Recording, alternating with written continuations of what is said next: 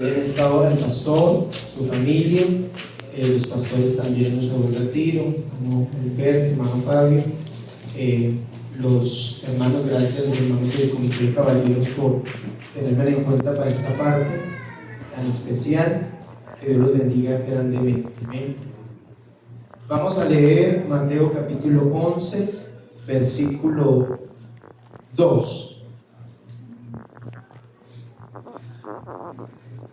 Dice en el nombre del Señor: y al oír Juan en la cárcel los hechos de Cristo, le envió 2 de sus discípulos para preguntarle: ¿eres tú aquel que había de venir, o esperaremos a otro? Respondiendo Jesús les dijo: id y haced saber a Juan las cosas que oís y veis. Los ciegos ven, los cojos andan, los leprosos son limpiados, los sordos oyen, los muertos son resucitados, y a los pobres es anunciado el evangelio. Y bienaventurado es el que no halle tropiezo en mí. Mientras ellos se iban, comenzó Jesús a decir de Juan a la gente: ¿qué saliste a ver al desierto? ¿Una caña sacudida por el viento? ¿O qué salisteis a ver? ¿A un hombre cubierto de vestiduras delicadas? He aquí, los que llevan vestiduras delicadas en las casas de los reyes están. Pero ¿qué salisteis a ver? ¿A un profeta? Sí, os digo, y más que profeta, porque este es de quien está escrito: he aquí yo envío mi mensajero delante de tu faz, el cual preparará tu camino delante de ti. De cierto os digo, entre los que nacen de mujer no se ha levantado otro mayor que Juan el Bautista, pero el más pequeño en el reino de los cielos mayor es que él. Me han dado un tema esta noche: varones comprometidos con la obra de Dios, y le he puesto un título: lo que nunca supo Juan. Amén. Lo que nunca supo Juan. Dando gloria a Dios, pueden sentarse.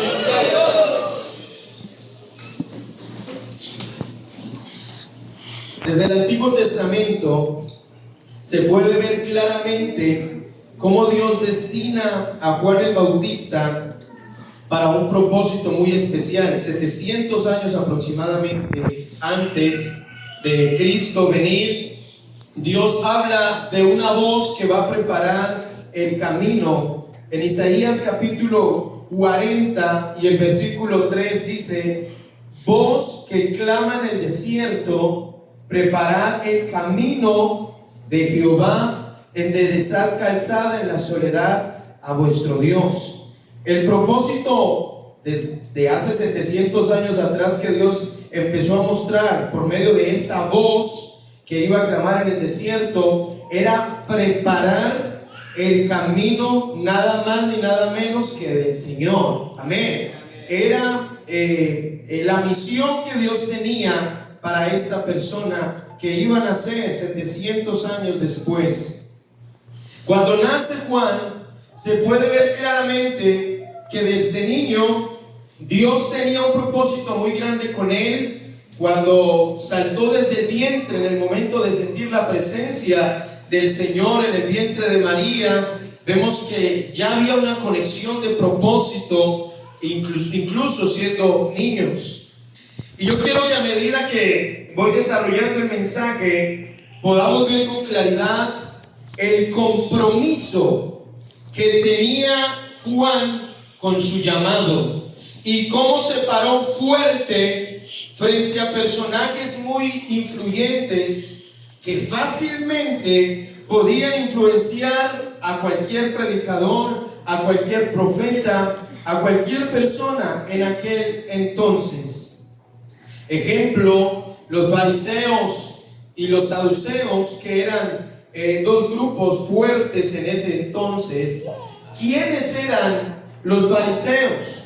Los fariseos eran un grupo religioso judío que apareció después del exilio babilónico con el deseo de obedecer la palabra de Dios, la ley de Dios estrictamente. Y en el siglo II, aproximadamente antes de Cristo, querían separarse entonces, cogió más fuerza este grupo, ellos querían separarse del pecado y vivir una vida muy estricta según la ley. Ellos querían tomar la ley y tomarla al pie de la letra y obedecerla después del exilio babilónico, porque ellos tenían miedo, el pueblo judío, de volver a desobedecer, teniendo en cuenta las consecuencias que había traído el desobedecer la palabra de Dios. Por eso surgieron grupos que querían obedecer la ley de Moisés al pie de la letra, enseñar al pueblo cómo obedecerla en la vida diaria. Entonces nacen estos maestros y defensores de la ley llamados fariseos, que se deriva del hebreo perushim, que significa los separados. Así que de allá vienen los fariseos. En el siglo II cogieron fuerza, pero como hubieron 400 años de silencio, la Biblia quizás no los pronuncia antes, pero históricamente en el siglo II antes de Cristo cogieron mucha fuerza. Así que cuando Dios se manifiesta en carne, ellos ya estaban bastante reconocidos por el pueblo. Pero con el pasar del tiempo, este grupo seguían aprendiéndose la ley, pero olvidaron que había que ponerla por obra. Mateo capítulo 23, versículo 3 dice: así que todo lo que os digan que guardéis, guardadlo y hacedlo, mas no hagáis conforme a sus obras, porque dicen y no hacen. Esa era la vida de los fariseos, no de todos, pero sí de la mayoría. En el tiempo de Juan el Bautista, en ese tiempo, la vida de ellos era decir y no hacer. Como líderes, su hipocresía le hizo bastante daño al pueblo. Mateo capítulo 23, versículo 15, y con esto quiero llevarlos a algo. Mateo capítulo 23, versículo 15 dice: ay de vosotros, escribas y fariseos, hipócritas, porque corréis mar y tierra para hacer un prosélito, y una vez hecho, le hacéis 2 veces más hijo del infierno que de vosotros. Es decir, ustedes se esfuerzan por tener seguidores, y cuando tienen seguidores, ustedes los contagian de su misma forma de ser y los condenan. O sea, en vez de hacer un bien con ellos, les están haciendo un mal, porque están siendo influenciados por ustedes. Ellos no formaban personas para ser transformadas, sino copias de ellos mismos. Mateo capítulo 23, versículo 13: mas hay de vosotros, escribas y fariseos, hipócritas, porque cerráis el reino de los cielos delante de los hombres, pues ni entráis vosotros, ni dejáis entrar a los que están entrando. Por lo mismo, por su testimonio, por su forma de vivir, por su forma de actuar, por su forma de ser. Pero aún así, era un grupo muy influyente, bastante influyente en ese tiempo, en esa época. Eran maestros, eran personas que enseñaban, y cuando estaban en las plazas eran reconocidos. Eso les gustaba a ellos, ser reconocidos, y ese era el ambiente. Era una influencia muy, muy fuerte. Los saduceos, Primera de Reyes capítulo 2, versículo 35: y el rey puso en su lugar a Benaía, hijo de Joiada, sobre el ejército, y a Sadoc puso el rey por sacerdote en lugar de Abiatar. Sadoc se dice teológicamente que fue de ahí donde vienen los saduceos. Con el paso del tiempo, los descendientes de Sadoc formaron una clase sacerdotal poderosa, especialmente después del exilio babilónico. Eran un grupo religioso político del judaísmo en tiempo de Jesús. A diferencia de los fariseos, no eran un grupo popular, sino una élite. Es decir, era un grupo minoritario de personas que tenía un estatus superior al resto de personas de la sociedad. Alguien los define como hombres situados en las más altas posiciones de las instituciones dominantes de una sociedad, hablando de la élite. Así que este grupo de los saduceos no era cualquier grupo, era un grupo muy influyente, era un grupo que de cierta forma influenciaba en ese tiempo a cualquier judío, a cualquier persona. Estos dos grupos eran los más influyentes en ese entonces. Durante el dominio griego y romano se aliaron con el poder político para conservar su posición. Es decir, aunque eran sacerdotes, pero su mayor interés era que estar relacionados con la política y tener control tanto político como religioso.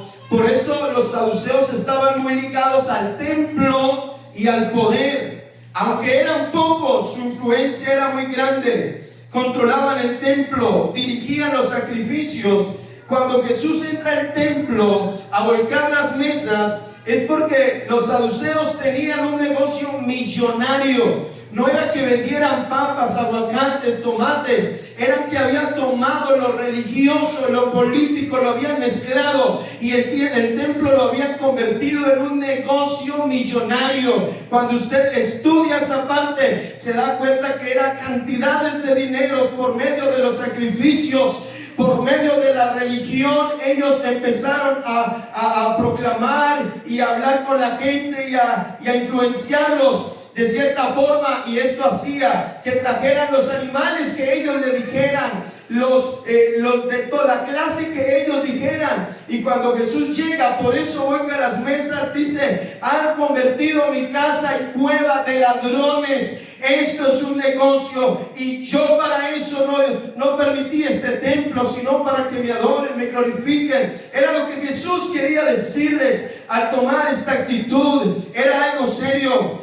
Estos administraban el dinero del templo, imagínense, dominaban el sacerdocio, dominaban el Sanedrín, que era el Consejo Supremo Judío, una corte de justicia y asamblea de ancianos que administraba la ley judía y los asuntos religiosos y civiles, compuestos por hasta 71 miembros. Le quiero mostrar todo esto para que usted primero vea la influencia de cada grupo. Famosos por ser el tribunal que interrogó y condenó a Jesús. Era la máxima autoridad judicial y legislativa judía, interpretando la ley y tratando asuntos religiosos, penales y civiles. Aunque su poder ejecutivo se vio limitado por los romanos, tenían gran poder judicial y religioso, decidían asuntos claves para el pueblo de Israel. Era un grupo bastante influyente. Alguien diga fuerte: gloria a Dios. Gloria a Dios. Preferían la paz con Roma antes que la fidelidad espiritual. Su prioridad era mantener estatus. Esa era la prioridad de los saduceos. Pero vean lo que dice Mateo capítulo 3, versículo 7.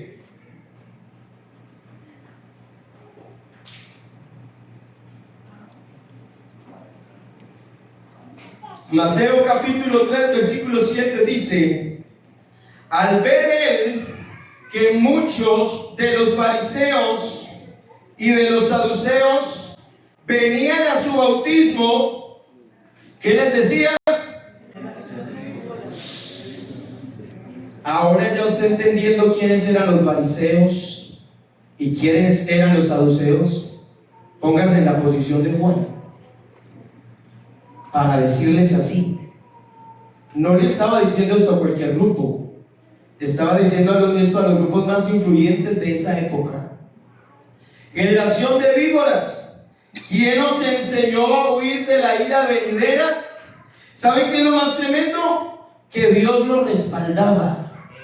Juan se levantaba con autoridad porque hace más de 700 años se había profetizado que iba a venir una voz que iba a preparar el camino del Señor. Y ese que iba a preparar el camino del Señor tenía que estar muy bien parado, tenía que ser alguien comprometido con la obra de Dios.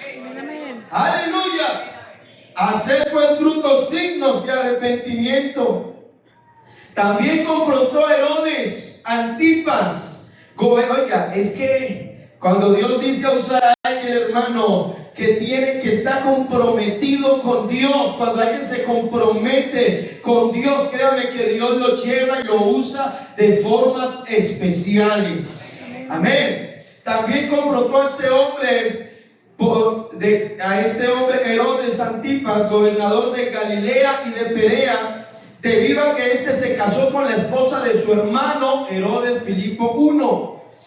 Marcos 6:17 lo relata de la siguiente manera: porque el mismo Herodes había enviado y prendido a Juan y le había encadenado en la cárcel por causa de Herodías, mujer de Felipe su hermano, pues la había tomado por mujer. Porque Juan decía a Herodes: no te es lícito tener mujer de tu hermano. Este hombre hablaba con autoridad, hablaba con seguridad, sabía que había nacido con un propósito, estaba comprometido con la obra de Dios. No importaba si era fariseo, no importaba si era saduceo, no importaba si era gobernador, simplemente estaba comprometido con lo que Dios le había puesto. Alguien alabe al Señor esta noche.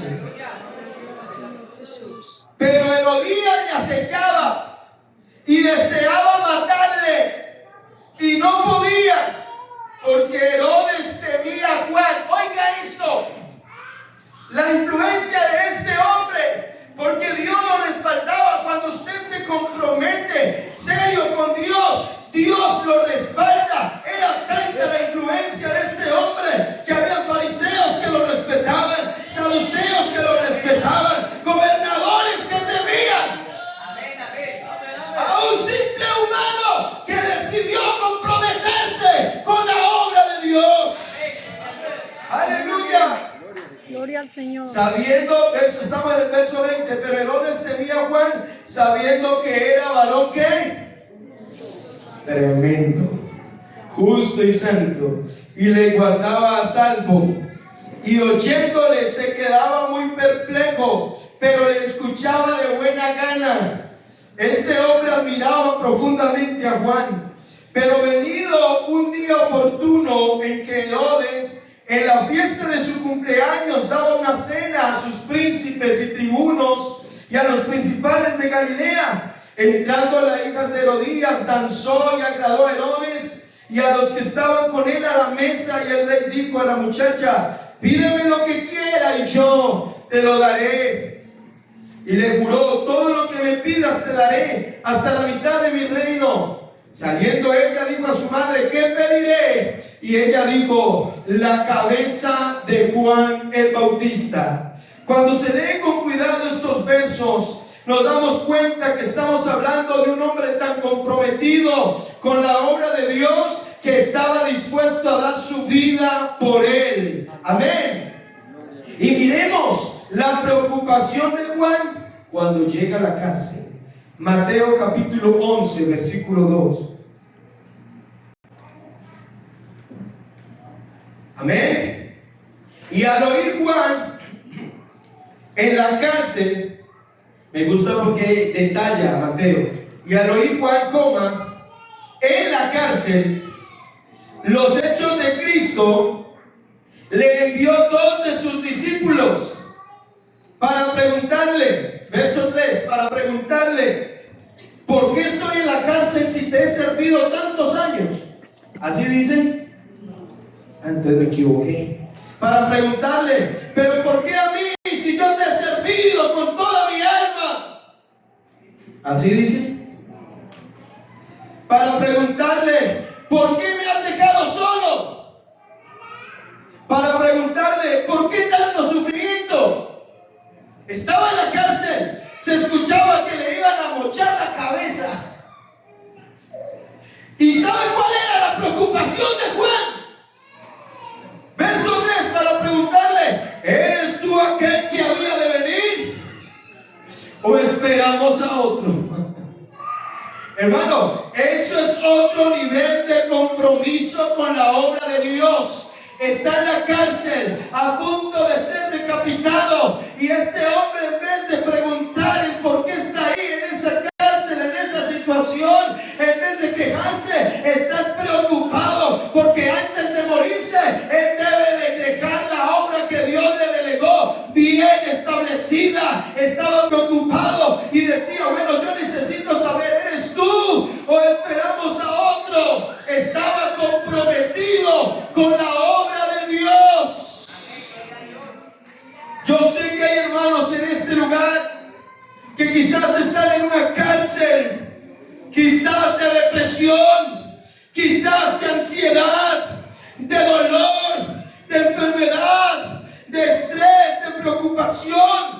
Quizás nadie los entiende, o quizás nadie valora su esfuerzo, su trabajo, su lucha, y estando en una de estas cárceles llegan cansados del trabajo. A veces quizás en la casa no les agradecen el esfuerzo por proveer. Quizás nunca no encuentran unas palabras que llenen su corazón por parte quizás de la esposa con quien viva. Quizás como que no es valorado, y esto los lleva quizás a sentirse menospreciado. Y hay personas, y también mujeres lógicamente, que entran en estados de dolor, en estados de ansiedad, en estados difíciles, situaciones adversas, y son situaciones que nos meten como en una cárcel. Son situaciones que agobian bastante y nos encierran.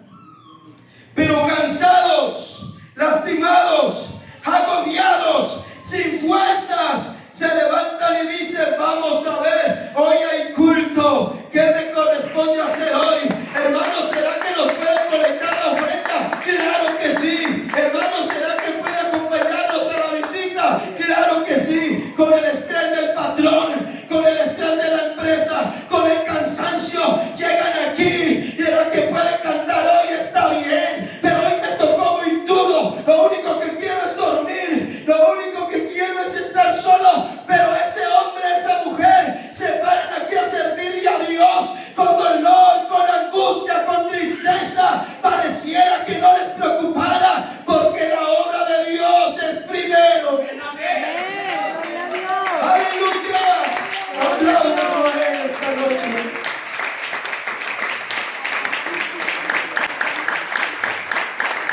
¿Cuántos no vinieron así hoy? Y aquí están, comprometidos con la obra de Dios. Esta iglesia, este templo lindo que usted ve, es por una iglesia comprometida con la obra de Dios. Hermanos, que lo hacen con amor, se nota la entrega, se nota la pasión, se nota la dedicación. Y cuando usted le pregunta por las vidas personales, lo que viven a diario, las situaciones que viven, usted se quita el sombrero y dice: qué hombre, qué mujer, cómo sigue sirviéndole a Dios, como si no pasara nada. Dios admira a esas personas comprometidas con Él. Y allá está Juan en la cárcel con frío, pero Dios no se le escapa nada. Dios lo sabe todo. Debo estar en vigilancia, debo recoger la ofrenda, debo dirigir, debo tocar el piano, debo ministrar, aunque tengo problemas, aunque tengo dolor, aunque tengo angustias. Debo servir a Dios sin importar su situación. Están aquí comprometidos con Dios. Pero Jesús se encarga de quitarle esa preocupación a Juan con la respuesta que dio. Mateo capítulo 11, versículo 4. Mateo capítulo 11, versículo 4. Respondiendo Jesús les dijo: id y haced saber a Juan las cosas que oís y veis. Los ciegos ven, los cojos andan, los leprosos son limpiados, los sordos oyen, los muertos son resucitados y a los pobres es anunciado el evangelio. En otras palabras, dígale a Juan que se puede morir tranquilo. Dígale que el trabajo que se le delegó lo hizo muy bien. Fue un hombre recto, justo, un hombre que Dios usó y respaldó. Díganle esto, por favor. Díganle que sí, ya llegó al que él estaba preparando el camino. Amén. Aleluya. Y bienaventurado el que no haya tropiezo en mí. Jesús sabía muy bien que Juan era muy comprometido. Cuando usted es comprometido con Dios, lo que lo pongan a hacer, usted se esfuerza por hacerlo bien. Usted no lo hace de cualquier manera. Usted lo hace con amor, porque no es para cualquiera, no es para el pastor, no es para el líder, es para el ser más glorioso, es para el ser más grande.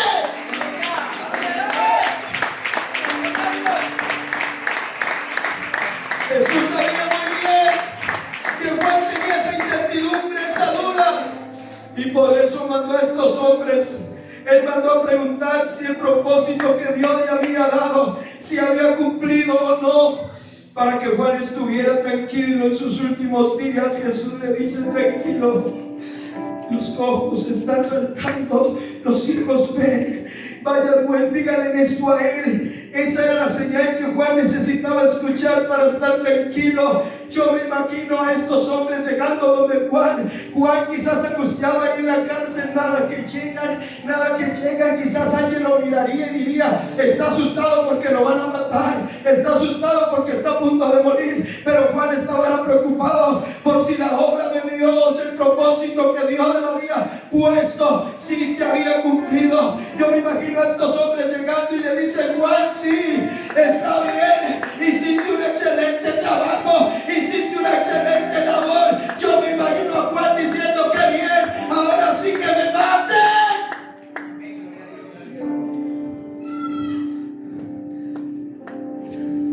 ¿Por qué no aplaude al Señor?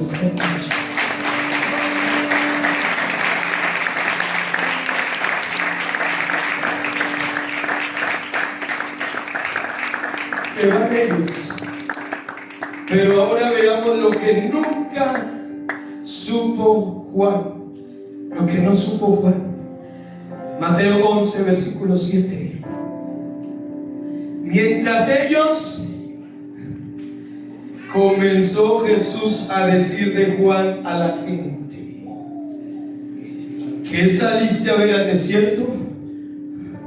¿Una caña sacudida por el viento? Yo iba al Señor ahí con toda esa gente diciendo: los discípulos de Juan, ¿dónde están? Ya fueron. Listo. ¿Qué salisteis a ver en el desierto? ¿Una caña sacudida por el viento? ¿Sabe cómo es una caña sacudida por el viento?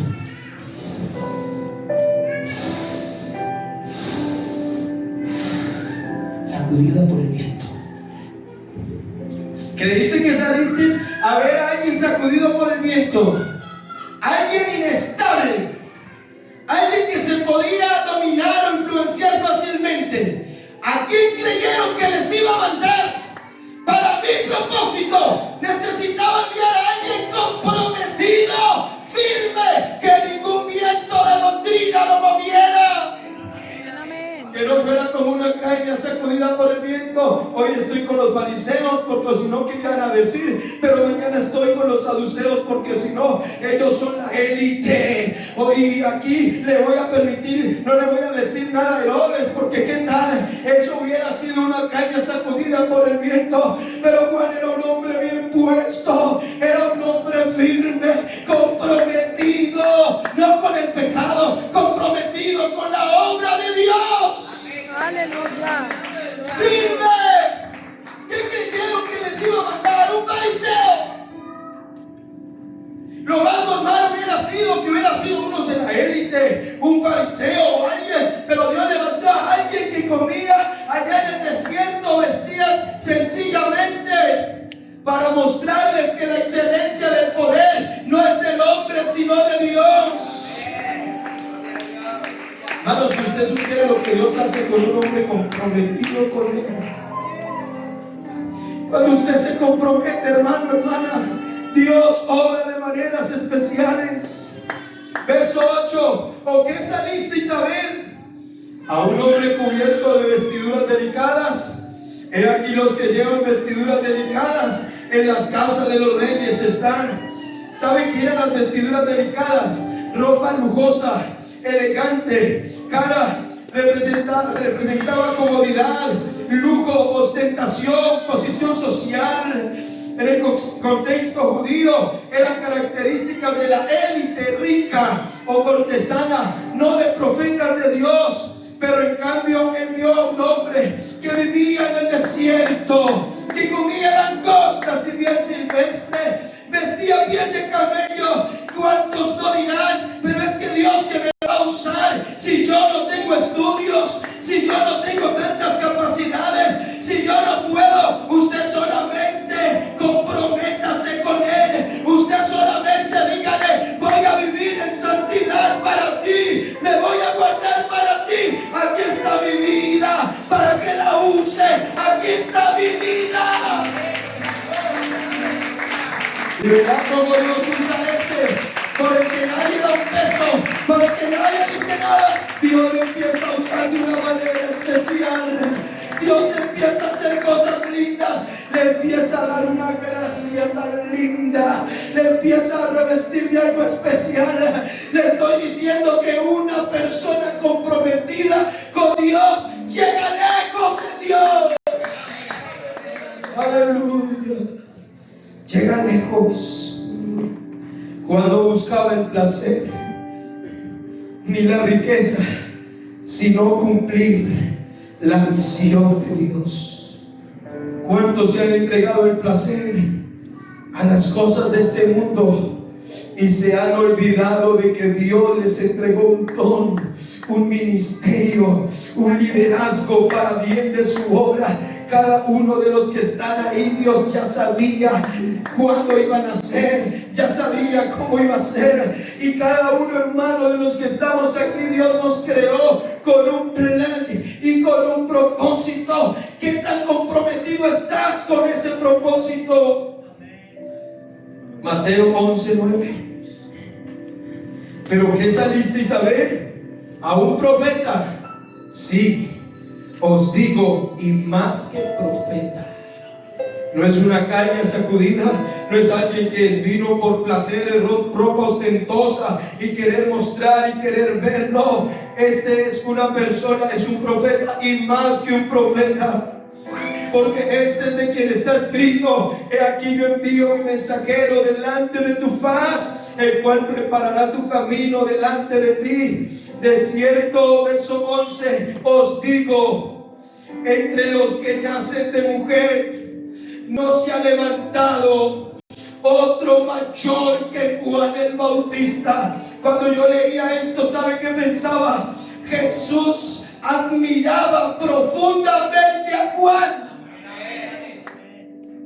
Lo admiraba porque ese hombre se negaba a sí mismo para que la obra de Dios creciera. ¿A cuántos Dios no admirará profundamente esta noche? ¿A cuántos Dios no los ve todos los días con sus vidas, sus situaciones, sus sufrimientos, sus angustias? Y vienen aquí, les sirven, nadie se da cuenta, vienen, cantan, sirven, hacen y se devuelven para la casa y parece que nadie los ve, pero Jesús allá diciendo: y como le tocó de duro, y ahí está sirviendo. Oiga, y perdió ese ser querido, y ahí está. Oiga, le dijeron que se iba a morir por esa enfermedad y sigue sirviendo. Oiga, le dijeron que se le acabó el trabajo y sigue predicando y sigue viviendo para Dios. Yo me imagino a Dios mirando a cada uno esta noche. Yo me imagino a Dios mirándolo en las noches a usted, en la angustia, en la dificultad, en la tentación, allá en la debilidad. Dios mirándolo todos los días. Yo quiero decir decirle a alguien: Dios te está mirando, Dios te admira profundamente por el compromiso que tienes con Él. Pensaba, quizás en el momento que me dieron el lema, estaba pensando en un mensaje de cómo comprometernos con Dios. Y en oración yo tenía el sentir en mi corazón Dios diciéndome: estoy agradecido por el compromiso de la iglesia del Parque Industrial. Díganles que aunque nadie les dice nada, yo todos los días los miro. Es una iglesia que trabaja con amor. Es una iglesia que trabaja comprometida, con entrega. Quizás no te lo reconoce alguien, no te dan el abrazo diciendo: lo hiciste muy bien, hermano, felicitaciones. No. Oh, pero el que debe de vernos nos está viendo. El que debe de vernos está mirando cada intención, cada decisión que tomamos. Dios te admira. ¿Por qué no se pone de pie esta noche? Y quisiera ver este altar para los que no podemos llorar porque somos los hombres de la casa. Para las mujeres que también quizás han tenido situaciones difíciles. Porque hay un decir: como eres hombre tienes que ser fuerte, no puedes ser débil, no puedes mostrar debilidad. Pero a veces necesitamos también, pero hay uno que está con nosotros. Sí, tenemos que ser valientes y esforzados, es verdad. A veces nos cansamos, a veces en la cárcel hace frío. Pero Dios admira tanto a esa iglesia que le sirve con amor, que le sirve con entrega y compasión. De cierto os digo que entre los que nacen de mujer no se ha levantado otro mayor que Juan el Bautista. Marcos 6:25. Entonces ella entró prontamente al rey y pidió diciendo: quiero que ahora mismo me des en un plato la cabeza de Juan el Bautista. Y el rey se entristeció mucho. No quería matar a Juan, pero a causa del juramento y de los que estaban con él a la mesa, no quiso desecharla. Y enseguida el rey, enviando a uno de la guardia, mandó que fuese traída la cabeza de Juan. El guarda fue, le decapitó. Pero ¿por qué Dios permitió esto?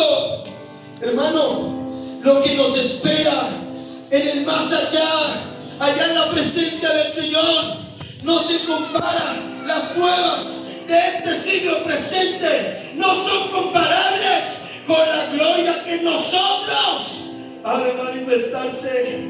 El guarda fue, le decapitó en la cárcel y trajo su cabeza en un plato y la dio a la muchacha, y la muchacha la dio a su madre. ¿Sabe qué fue lo que no supo Juan?